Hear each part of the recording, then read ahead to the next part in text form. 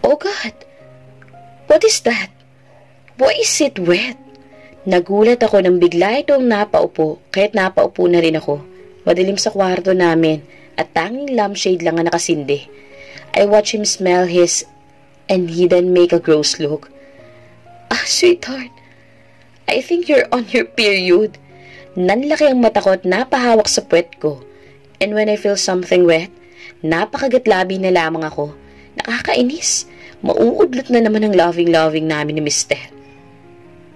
Pasado 2:00 na madaling araw, nang maalimpungatan ako.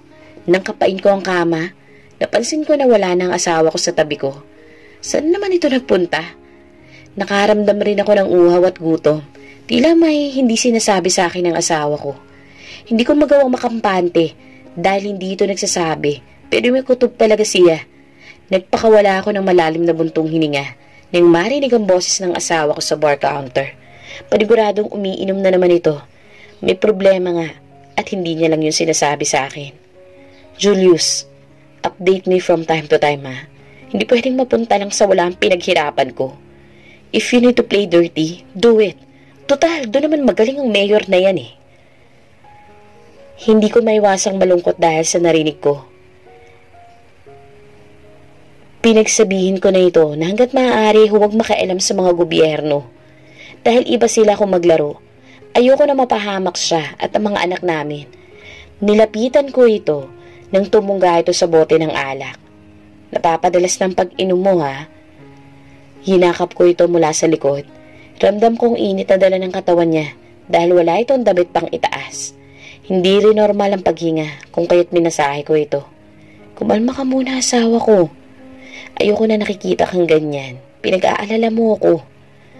Pasensya na sweetheart, agising ba kita? Binigyan ko ito ng halik sa labi. He made me sit on his lap. At magkatapat ang mukha naming dalawa. I can feel his hot breath and the smell of strong liquor he was drinking. Hindi, naalimpungatan lang ako. Nakaramdam ako ng uhaw at gutom eh. Isa pa, wala ka sa tabi ko.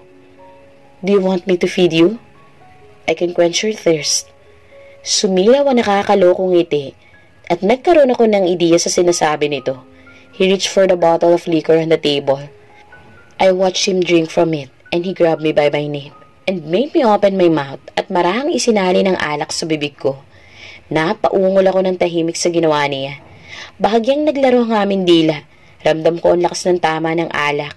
Pero ininda ko na lamang iyon at nag-focus sa pag-iespadahan ng aming mga dila.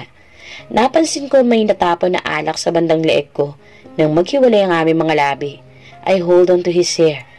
Nang maibalik nito sa lamesa ang bote ng alak, dinilaan nito ang leeg ko na may natapong alak. Nakaramdam ako ng kiliti sa ibabang parte ng katawan ko. I am only wearing silk night dress and just underwear. Ramdam kong umbok nito, lalo na is only wearing sweatpants. Did you lock the door? Tinanguan ko ito. Agad naman itong sinakop ang labi ko. Napaungol ako ng kagatin nito iyon na may gigil. He really is so good. Tyler, I moan as he sucked my tongue and play with it. Naramdaman ko mabilis itong kamay na binababa ang suot ko hanggang sa madulas ito. Nakasubsob ako sa leeg nito at pareho naming habol ang hininga ng isa't isa dahil sa sobrang pagod. Mukhang hindi ko na kailangan mag-gym. Mas pinapawisan na ako sa workout nating dalawa. Sira, ibaba mo na nga ako. Baka nangangalay ka na. Umiling ito sa sinabi ko. He sit on the stool with me. Habol ko pa rin ang hininga ko at sobra kong pinagpapawisan. Looking at the clock, I saw it was already 5 a.m. and I knew I had to get up and take care of things. I had to shift my focus from our passionate night to the practical task of the day. Kinakailangan ko pa magluto para sa mga bata. Paniguradong gutom na mga ito pag nagising. Naramdaman ko ang paghalik nito sa noo ko. We are both naked under the sheet, kung kaya't ramdam na ramdam ko ang init na dala ng katawan nito. We both take a bath after we make love, kaya't hindi ko maiwasang amuyin si Tyler. He really smells so good. Hindi ata ako magsasawang amuyin siya sa bawat umaga. Good morning, sweetheart. I know you're swollen down there. Huwag ka masyadong magkagalaw ha. I can cook for the kids. Napangiti ako sa sinabi nito. Ano bang ginawa ko para bigyan ako ni Lord ng isang mabuting asawa? What do you want for breakfast? Can you stand? Ano ka ba? Okay lang ako at kaya ko naman tumayo. Thank you, hubby, sa pag-aalaga mo, lalo na sa mga anak natin, ha? Sweetheart, mas hindi matatawaran ng sakripisyo mo. Yung pagbubuntis pa lang, sobrang delikado na, pero kinakaya mo. That's why I'm so proud of you. Sige na, maghahanda na ako ng umagahan. Baka gutom na mga anak natin. Salo-salo kaming kumain sa hapag. Masarap magluto si Tyler, pero syempre mas masarap ako magluto. I enrolled on 2 cooking class para lang talaga matuto. And Tyler support me on that. Sinabay na nito ang mga bata sa pagpasok dahil madadaanan naman ito ang eskwela ng mga ito. Madalas ganito talaga ang tagpo. May iwan ako sa bahay sa tuwing papasok ang mga bata. At hindi mo pa rin talaga maialis ang isang business-minded na tao. Ang pagtatrabaho kaya ako madalas maiwan dito sa bahay. Sobrang nakaka-bored dahil wala namang ganong gawain sa bahay. Kaya minsan lumalabas ako na mag-isa. O kaya dinadalaw ang asawa ko sa opisina. Magluluto na lamang siguro ako ng lunch para ihatid sa asawa ko. 2 putahe ang bala kong lutuin. Sinigang at chicken adobo. Naku anak, ako na magluluto baka mapano ka. Naku manang Tessa, kayang-kaya ko po ito tsaka para po ito sa asawa ko eh. Si Manang Tessa ay matagal nang naninilbihan sa pamilyang Eleazar. Sa katunayan, siya nag-alaga kay Tyler nung bata pa lang ito. Hindi namin ito ganong pinapakilo sa bahay dahil may katandaan na. Kahit na nga hindi ito magtrabaho, handa si Tyler na tustusan ito dahil malaki ang utang na loob niya sa matanda. Sige iha, kung yan ang gusto mo. Kung kailangan mo ng tulong, tawagin mo lang ako ha. Opo manang. Bahagya kong pinahid ang pawis ko na matapos akong magluto. Sakto pasado 11:00 na. Pumanik ako sa taas upang maligo. At pagpasok ko narinig ko ang pagtunog ng cellphone ko. Sino naman kaya tumatawag? Hindi kaya gumawa na naman ang kalokohan ng anak niyang si Luna sa paaralan? Halos 5 beses kami pumupunta ng guidance dahil sa iba't ibang gulo na napapasukan ng anak niya. Napakunot-no ako na makita kung sino ang caller. Si Kuya Kyron. Siya ay stepbrother namin ni Kuya Ruffer at Kevin. Nasa Nueva Ecija sila sa lugar na kinalakhan ni Mama. Halinhinan kami sa pag-aalaga kay Mama. Bala ko sana itong kunin pero ilang beses na itong tinanggihan ng alo ko. Kung tutuusin, wala naman talaga yung problema kay Tyler.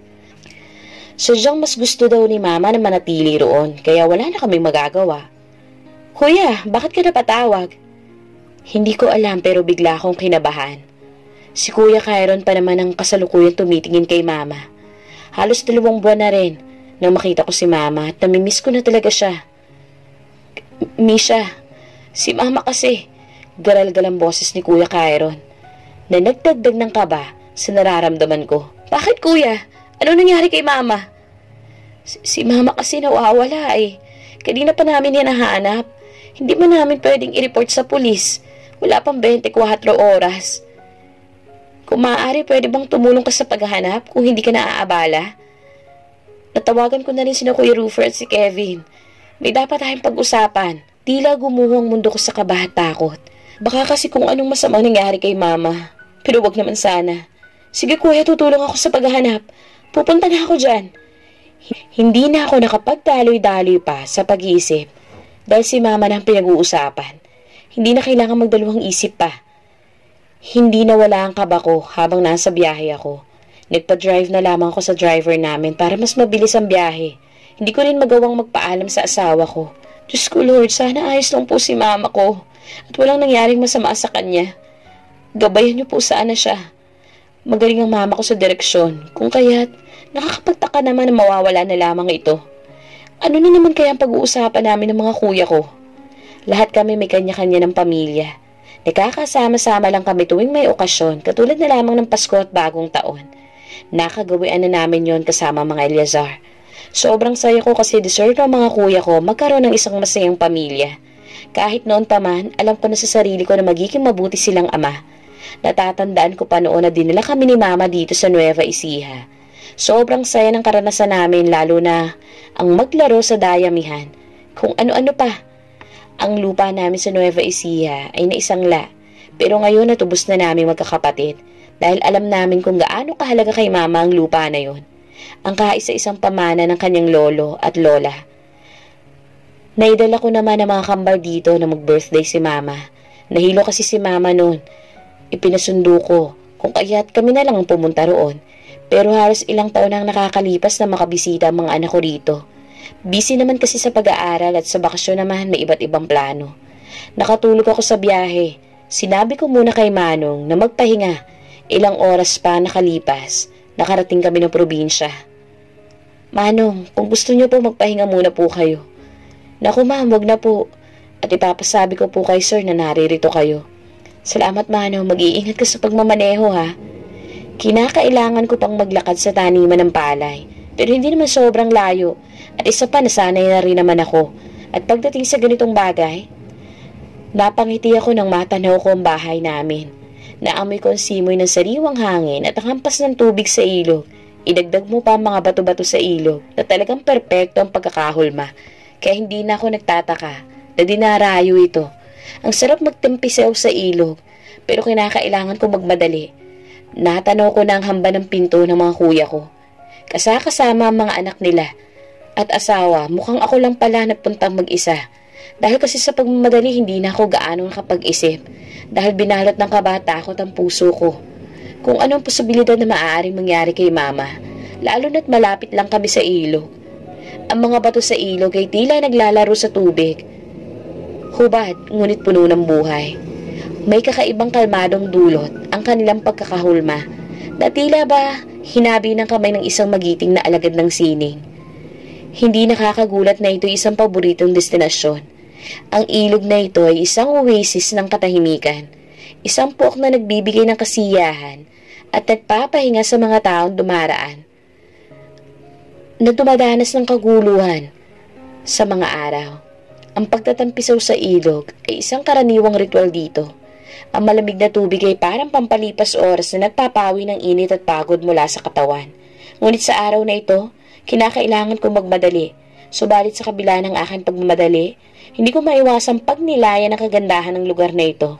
Ang buhay sa ilog ay patuloy at hindi nagbabago. Ang mga bato ay nagpapatuloy sa kanilang paglalaro sa tubig. Ang hangin ay patuloy sa paghampas sa mga puno. Ang mga ibon ay patuloy sa kanilang pag-awit. Ang lahat ay nagtataguyod ng isang payak at natural na kaligayahan na napakasarap talaga sa puso't kaluluwa. Sa paglipas ng panahon, ang ganda ng lugar na ito ay nananatiling nakatiim sa puso ng mga taong nagdaan. Ito ay hindi lamang isang lugar. Ito ay isang pahingahan, isang nagbibigay ng pag-asa at inspirasyon sa sino mang dumadayo rito. At sa bawat pagdalaw ko, ang pagmamahal ko sa lugar na ito ay patuloy na lumalago at lumalalim. Kuya! Sinulubong ako ng mahigpit na yakap ng mga kapatid ko. Hindi ko maiwasang maluha dahil sa tagal ng panahon, ngayon lang uli ko sila na yakap. Hiyakin ka talaga, Misha. Pinunasan ni Kuya Kevin ang luha ko. Pero mas lalo tuloy ako naiyak. Halata ang pagod sa mga mata nila. Mukha napagod sila sa biyahe. Nang makapasok kami sa bahay, ginala ko ang mga mata ko. Ganun pa rin malinis at maganda dahil alaga ni Mama. Nakita na ba si Mama? Sa awa ng Diyos, Misha, nakita na namin siya. Sa kubo na ginawa ni Lolo at doon natutulog. Ha? Paano nakarating doon si Mama? Hindi ba medyo may kalayuan yun? Mabilis pa naman mahilo si Mama. Mabuti na lamang at hindi ito nadulas sa mga nagsisilakihang bato sa ilog at ang iba pa matutulis. Buti na lang mga kuya nahanap niyo na siya. Hindi ko alam ang gagawin ko kung sakaling may mangyaring masama kay Mama. Pasensya na kayo hindi ko nabantayan si Mama na maayos. May kinuha kasi ako sa ospital, kahit hindi ko siya natutukan. Nagpakawala ako ng malalim na buntong hininga. At nagkatinginan kami nila Kuya Kevin at Roofer. Kuya Kyron, wala kang kasalanan. Huwag kang magsalita ng ganyan. May problema ba, Kuya? Tama si Misha, Kyron. Huwag mo sisihin ang sarili mo. Hindi ka namin sinisisi, ha? Ano palang sinasabi mong dapat natin pag-usapan? Tanong ni Kuya Kevin. May inalapag ito sa lamesa isang envelope. Sa loob niyan, ay ang diagnosis ng doktor kay Mama. Kay Mama? Tila hindi ako makahinga. Habang pinapanood ko ito, nabuksan ang envelope. Bakit? Ano ba nangyari kay Mama? Kuya Roofer asked. May kaba na rin ang tono ng boses nito. May demensya si Mama. Sa edad na 18, nang unang mabuntis si Mama, Nagawa siyang gahasain na maliligaw niya. Ang madilim na nakaraan ni Mama ay siya nagpalakas sa kanya. Kinakailangan raw nitong huminto sa pag-aaral dahil sensitibong pagbubuntis nito. Hanga ako kay Mama dahil sobrang lakas niya sa edad na 18. Hindi talaga siya sumuko. Nagkatuluyan sila ng taong yun. Pero pagkatapos akong ipanganak ni Mama, sumakabilang buhay na ito. Sa tahimik na silong ng aming tahanan, sa dilim na bumabalot sa paligid, ako'y nakatayo sa tabi ng kama ni Mama. Nagmamasid sa kanya habang siya'y nahihimbing na natutulog. Ang mga galaw ng kanyang paghinga ay nagpapahiwatig ng kanyang pagod at pagsiklab ng katandaan.